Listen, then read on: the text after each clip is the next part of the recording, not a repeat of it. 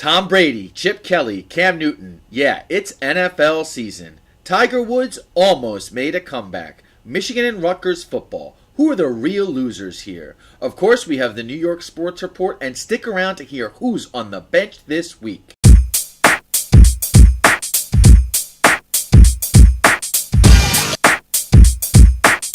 Welcome to this week's edition of What's the 411 Sports. I'm Keisha Wilson. I'm Mike McDonald. And if you've seen our sister show, What's the 411, then you know Sydney Wayman.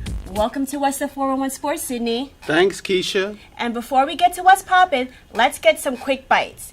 Milwaukee Bucks forward Jabari Parker showed some serious hops against the Dallas Mavericks, so much so that he hit his head on the rim when he went for a dunk. Carolina Panthers quarterback Cam Newton watched the Week 5 action from the sidelines as he was still in concussion protocol. Those who are close to Cam are urging him to play safer while on the field, per an ESPN report. And we thought that we would see a tiger on the golf course with the Safeway Open underway, but unfortunately Tiger Woods had to withdraw from the tournament due to health reasons. It would have been the first time since August 2015 that we have seen Tiger play professional golf. In other news, former Dallas Cowboys defensive end Greg Hardy has decided to hang up his football cleats and try his luck at mixed martial arts. So we'll see what happens with that. The average text takes your eyes off the road for nearly 5 seconds. At highway speeds, that's enough time to travel the length of a football field. Stop the texts, stop the wrecks. Welcome back to What's the 411 Sports. And now, what's poppin'? Well, we got lots of football talk to get into, but first let's start with the Diamond. In the baseball playoffs, the Texas Rangers and Boston Red Sox both were swept by the competition in the American League, so the American League Championship Series is set with the Cleveland Indians and the Toronto Blue Jays. Meanwhile, at the time of this taping, the San Francisco Giants and Cubs are in a Game 4 duel. Meanwhile, the Washington Nationals visit Los Angeles for a Game 4 matchup as well. Sydney, I'll start with you. What's your take on the Cubs? Everyone's pointing at the Chicago Cubs to take it home this season. Do you think that they can get rid of that curse and win their championship? I would like them to, actually. I mean, it's been a long time for Chicago, and I really think they're due. I mean, just temperamental favorite. I'd like to see them do it. I think they can. They have the talent to do it, but in baseball, you never know. You never know, and that's the thing, Keisha. I think I was watching the game last night. I was up till about 2:30 in the morning, and lots of excitement so far in these baseball playoffs. Everyone wants the Cubs to win. I'm pulling for Chicago. I think that they can take care of business and win that championship for the first time since 1908. It'd be pretty fun to watch. Wow. Over a century, right? Yeah. That's my math. I did one. Yeah, over a century since they last won the title. Well, I'm pulling for. I like a good underdog comeback story, so I hope that the Cubs will win. But we're gonna move to the gridiron and with our NFL Week 5 update. And guess who's back? Back again. Who? Tom Brady, of course. New England Patriots quarterback Tom Brady made his season debut after serving a 4-game suspension for deflated footballs. I'll start with you, Sydney. How did you think Brady looked in his first game this season? Do you have to ask that question? I mean, anybody in their right mind would know Brady looked good. Now, I don't like the Patriots, and I'm not a big fan of Tom Brady. He's an excellent quarterback. And I think he showed just how good he was. People said he'd probably come back with a chip on his shoulder, and he obviously had a chip on his shoulder. But he came back, threw for over 400 yards, I think 406 yards. 406. He looked good. He looked good. Brady really looked good. You got to give it to him. Yeah, I hear a lot of people saying, well, it was against the Cleveland Browns. You know what? So what? This is still an NFL team, NFL defense. He looked comfortable. And what I really liked was Tom Brady after the game in the locker room with his teammates, getting riled up, showing a lot of camaraderie, showing a lot of excitement. Like Sydney pointed out, he's going to have a chip on his shoulder the rest of the way. Watch out. All his opponents, be afraid. Be very afraid. Brady is on the loose, and this guy, he just seems to have a very charmed life. He's not a bad-looking guy. He's got a supermodel wife, and he can take 4 weeks off and come back like it was nothing, proving that for him, greatness is like riding a bike. You never forget how to do it. Mike, you've got some more football news. Absolutely. Well, the news out of San Francisco today is that Chip Kelly is going to go with Colin Kaepernick as his starting quarterback this Sunday against the Buffalo Bills. Blaine Gabbert just couldn't cut it. So my question is now, is this going to put some more exposure on Colin Kaepernick? Of course, we all know that he is not standing for these national anthems. But the other question that I have for you, and I'll start with you, Keisha, is it time for Chip Kelly to check out of the NFL? This is a guy who has had a lot of tough time. Well, and I know Sydney will want to chime in on this as well. He didn't have a good run in Philly, and things have not gotten off to a hot start in San Francisco. What's your take on Chip Kelly and then also the Colin Kaepernick situation? Well, I think at this point, you don't have much to lose by putting Colin Kaepernick in the game. Blaine Gabbert, my gosh, he's just really unimpressive. So I think this news means that Colin is healthy or healthy enough to be inserted into the game, because Chip Kelly went on record saying that he felt that he wouldn't put Kaepernick or consider putting Kaepernick in the game if he wasn't healthy enough. So he's either healthy enough or Chip Kelly's just that desperate. But don't expect any miracles. He is coming off of 3 surgeries and hasn't played for quite some time. And as far as Chip Kelly being in the NFL, I think his days are kind of numbered, because I don't think that he has the right mentality to remain a head coach in the NFL. He thinks that his system is bigger than the players, and he is steadfast on having his system regardless of his personnel, and that does not make a great coach. It doesn't make a sustainable coach in the NFL. I don't know, Keisha. I mean, normally I don't agree with you, and I think I won't agree with you on that point either. Look at the Patriots. Belichick has a system, and it's the players that make his system work. So I'm not going to say that Chip Kelly's system can't work, and that because of his system not working with the personnel means that he can't make it in the NFL. I don't think he's going to make it in the NFL because he doesn't have the personality to make it in the NFL. I think he has, he hasn't built up the kind of loyalty and camaraderie with his players that like a Belichick or maybe a Parsons have. So, I don't know. I don't think he's going to make it in the NFL, but I think his system could work. Now, in Philly, it worked. I think his second season there, it worked fairly well. But it's an interesting system. I mean, the offense has to be greatly conditioned because you're moving fast. There's not a lot of time between plays, so you have to really be ready to play. And your defense needs to be in condition too, because of the fast turnover. But only if the offense isn't playing well. If the offense is playing well and they're executing well, you could run, 5 minutes going down the field with those short slants and stuff. That's a big part of his offense. So I don't know, but I don't think Chip Kelly's going to make it. I really don't, Mike. I think he's going to.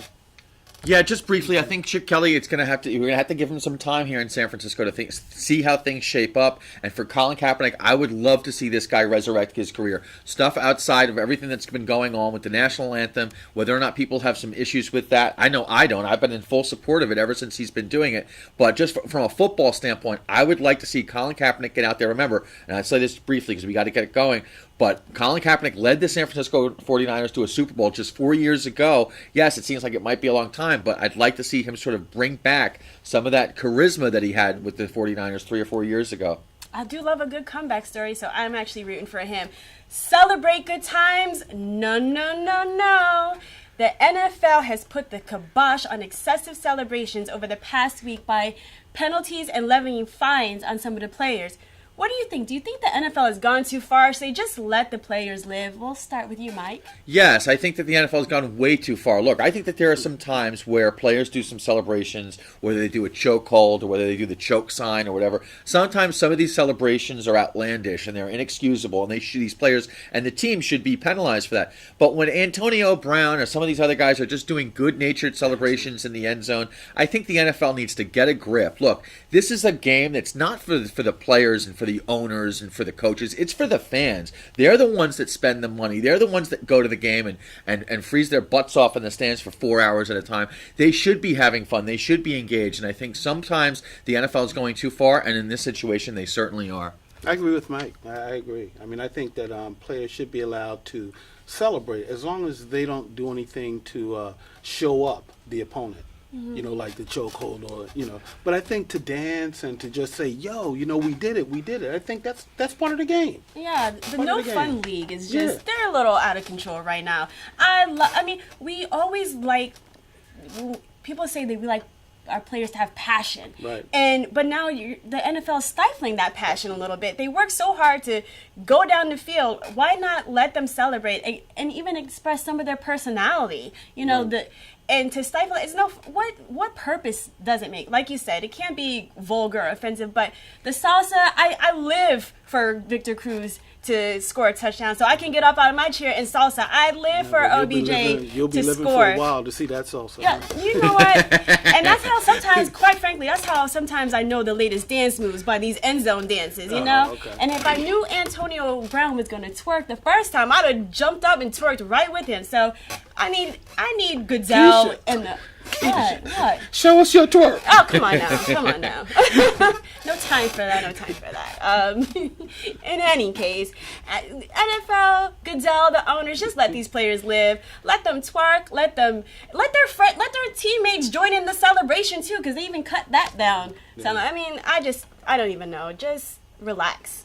Well, stick with us because in our Under the Radar segment, we've got a lot to talk about regarding Maria Sharapova. Welcome back to What's the 401 Sports. Professional tennis player Maria Sharapova's 24-month suspension was reduced to 15 months. Sharapova tested positive for meldonium. Do you think, Sydney, that justice was served with the reduction in her suspension? Of course not.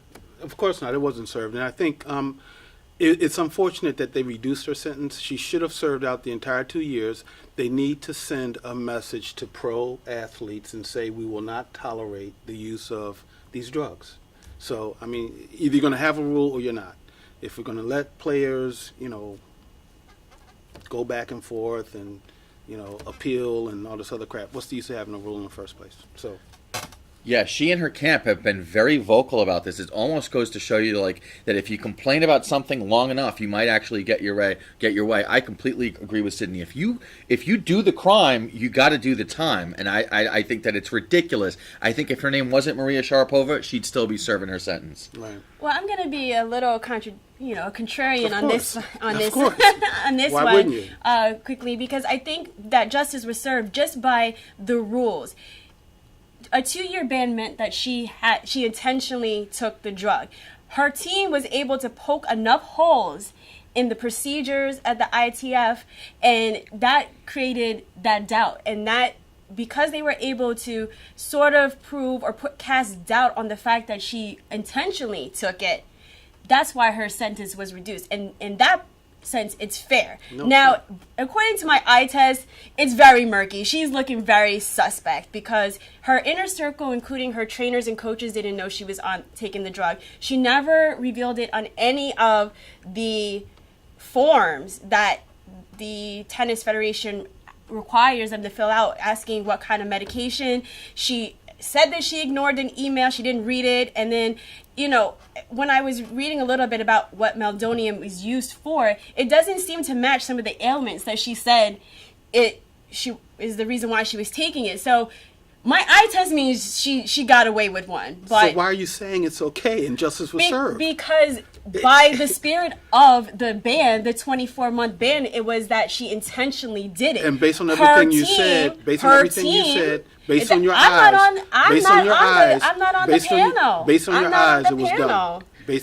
it was done. But I'm not on the panel. I know, but based on your eyes, go with your eyes. That's not the point. That is the point. The spirit of the law is that just like you saw it, everybody else saw it the same way. The spirit said, like Mike said, if it weren't her, maybe. Are you gonna just let me talk? I'm sorry. I'm sorry, Keisha. So the 24-month ban was based on the principle that she intentionally took the substance. She intentionally ignored the email. Rule. She ignored the email. She didn't write stuff on forms. Like she did everything that one would do who took something, but they didn't want anybody else to know they took it, would do. So, obviously, I don't know, to me, it's another example of somebody getting off. I think the team did their job, so we're going to agree to disagree, but I'm still right.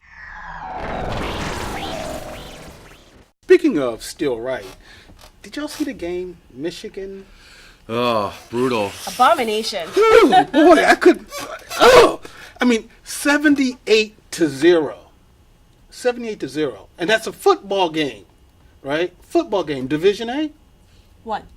Division A1 or Division 1? 1A. 1A.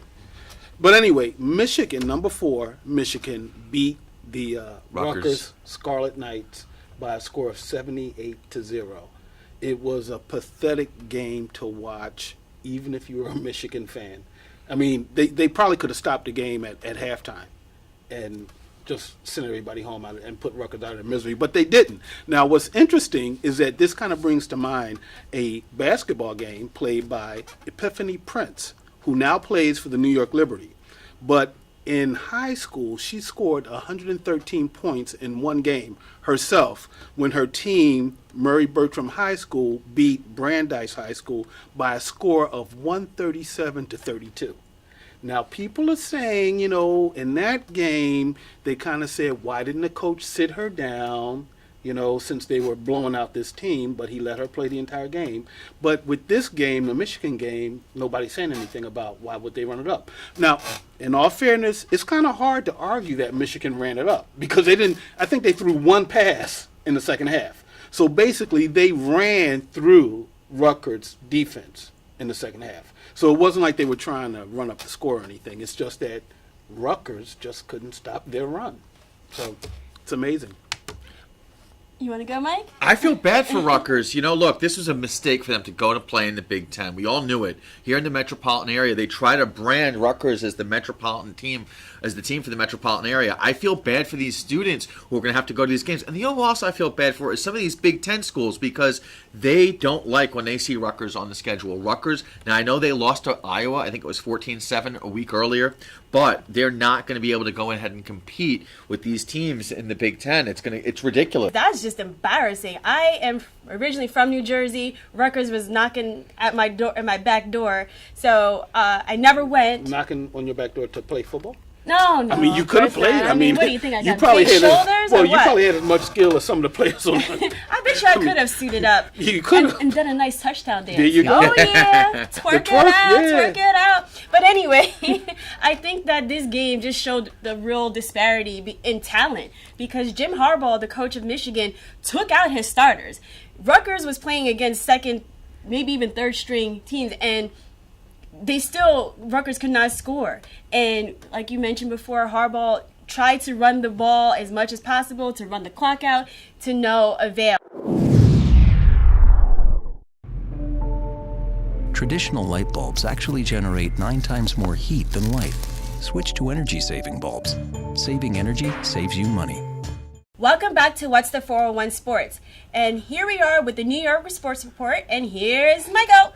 Well, Keisha, we got to talk about the New York Jets, who had a rough outing at Heinz Field on Sunday afternoon against the Pittsburgh Steelers. Now that they are 1-4, Keisha, what's your take on the New York Jets' outlook for the rest of their season?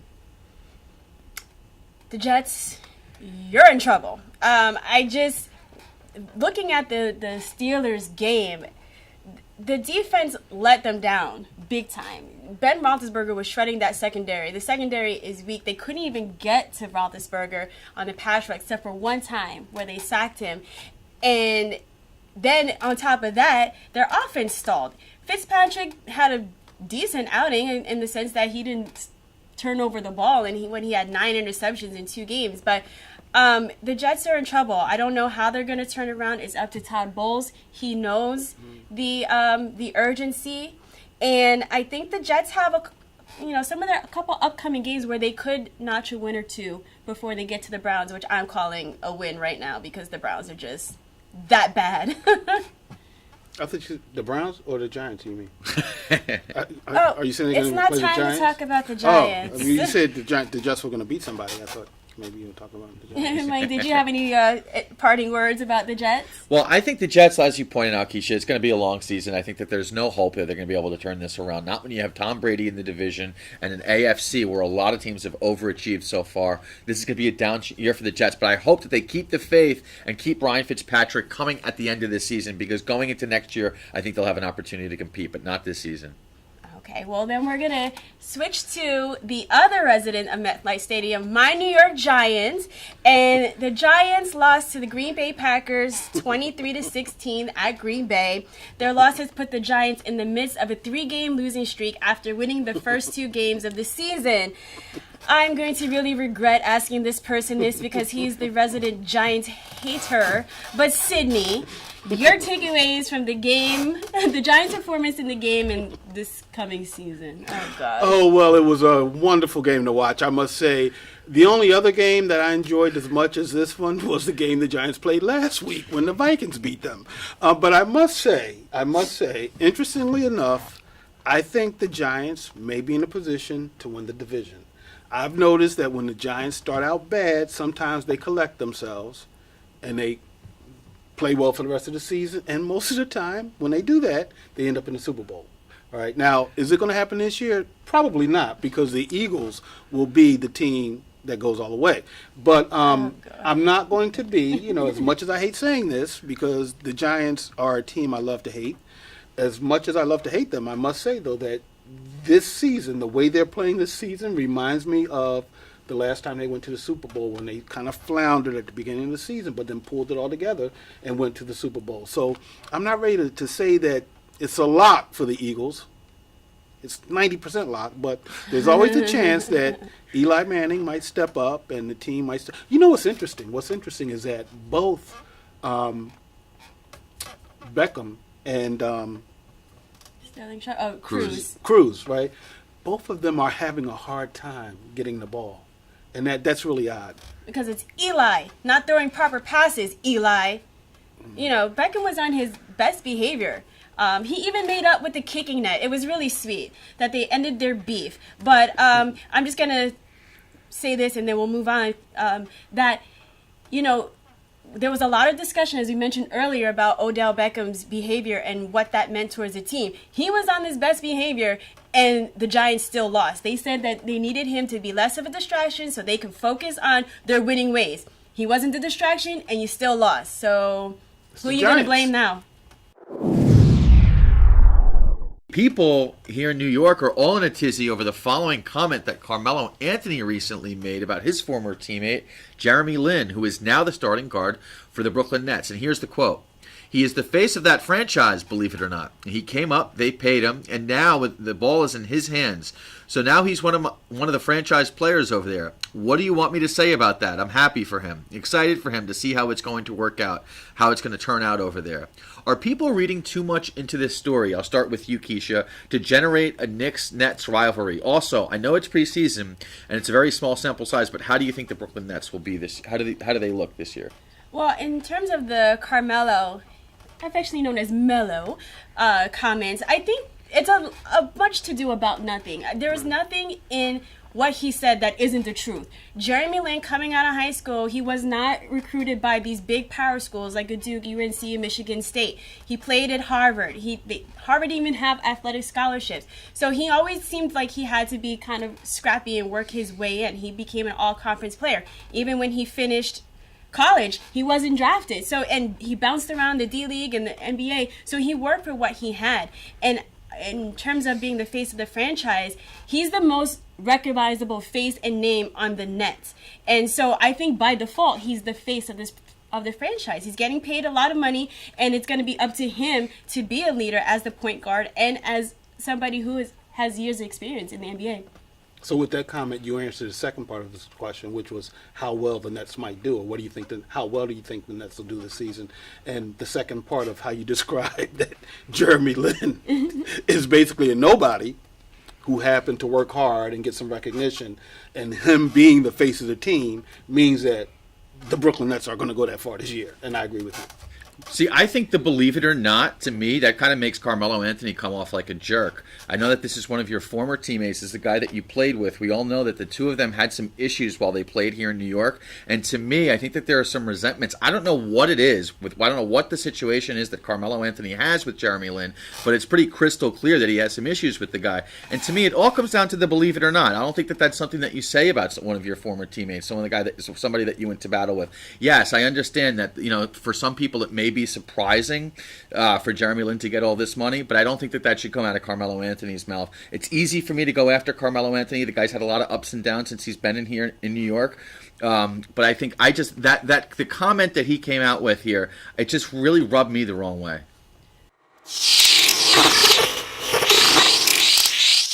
Oh, to the New York Mets, Keisha. I must say that I'd like to congratulate the Mets for a season 2016. What a great team. They only had to win one game to make it to the playoffs, and of course they lost. But hey, there's always next year. But let's congratulate the Mets for making it to the one-game playoff. Well, congratulations, Mets. You did a good job. Well, keep it locked, because when we come back, you're going to find out who's on the bench. The average text takes your eyes off the road for nearly 5 seconds. At highway speeds, that's enough time to travel the length of a football field. Stop the texts, stop the wrecks. Welcome back to What's the 411 Sports. As you know, every week we put people who are behaving badly on the bench. And if they're really misbehaving, they get in that doghouse. Mike, who is going on the bench this week? Well, this week I am putting Derrick Rose in the doghouse. Story out of in the New York Daily News today is that this civil case that he's involved with his accuser, it might actually have a mistrial. But even still, with some of these details that have recently come out regarding Derrick Rose's relationship with his accuser, Rose should be ashamed of himself, Sydney.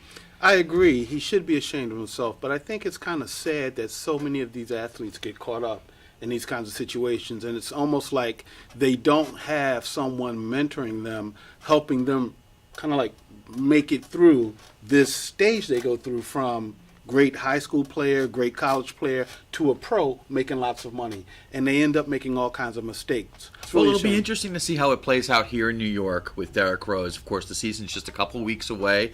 And this is an opportunity. We talked about Colin Kaepernick earlier. I mean, Colin Kaepernick, a guy who's trying to resurrect his career now with his being the quarterback for the San Francisco Giants. For the 49ers. Well, the same can be said almost for Derrick Rose. Here's a guy who is a perennial all-star year in, year out. And now he has his back against the wall with the New York Knicks. He has an opportunity really to resurrect his career. So it'll be interesting to see how this plays out here in New York with the media and with the fans over the course of the next couple months as Rose gets acclimated here in New York. Welcome back to What's the 411 Sports. Here are the upcoming sporting events in the pipeline. Big Blue, a.k.a. the New York Giants, a.k.a. Keisha and Mike's favorite football team, host the Baltimore Ravens on Sunday, October 16th at the Meadowlands, and the Jets visit Arizona for a Monday Night Football matchup against the Cardinals on October 17th. The Brooklyn Nets will travel to Boston to take on the Celtics on October 17th and then return home to Brooklyn to take on their inner-city rivals, the New York Knicks, at the Barclays Center on October 20th. The start time for both games are 7:30, and Boston seems to be the place to be. The New York Knicks will be in Boston on October 19th to take on the Celtics for the first game of a back-to-back, and then they will return to Brooklyn, as I previously mentioned, to take on the Nets. Well, Sydney and Mike, I hate to say goodbye to all of our friends out there, but I have to. So, until we meet next week, don't forget to follow us on Instagram and Twitter, like us on Facebook, and subscribe to our YouTube channel, all at 411 Sports. My name is Keisha Wilson, and on behalf of Mike McDonald and Sydney Wayman, I'd like to thank you all for joining us this week, and we look forward to seeing you again right here next week.